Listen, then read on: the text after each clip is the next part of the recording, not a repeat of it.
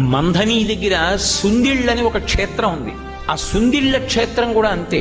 నరసింహస్వామి, యోగ నరసింహస్వామి. అసలు ఆ క్షేత్రానికి బయలుదేరితే బాహ్యాంతర శౌచములు లేకపోతే అసలు ఆ ఊరికి వెళ్ళనివ్వడు. దారి తప్పిపోతుంది కారు, ఇంకోవైపుకి వెళ్ళిపోతుంది. ఆ ఊళ్ళో ఉన్న వాళ్ళు కూడా తీసుకెళ్లలేరు. నాతో స్వయంగా అక్కడ వేద పండితులు చెప్పారు, ఆ ఊరు వెళ్ళలేము, దారి మర్చిపోయి ఎటో వెళ్ళిపోతుంది కారు. ఒకవేళ వెళ్ళిన ఆ దేవాలయం రాజద్వారం దాటి అడుగు లోపలికి పెట్టలేరుట, స్పృహ తప్పి పడిపోతారు. ఆయన అనుగ్రహము ఉంటేనే లోపలికి వెళ్ళడం. నేను ఆ క్షేత్రానికి వెడతాను అని అడిగినప్పుడు కూడా నన్ను తీసుకెళ్లినటువంటి వేద పండితుడు ఏం చెప్పారంటే, అయ్యా ఇత పూర్వం ఒకసారి నేను ఒకళ్ళని తీసుకెళ్లబోయి దారి తప్పిపోయాను, నాకే గుర్తులేదు ఆ ఊరేమిటో. ఆ ఊరికి ఆ ప్రభావం ఉందండి.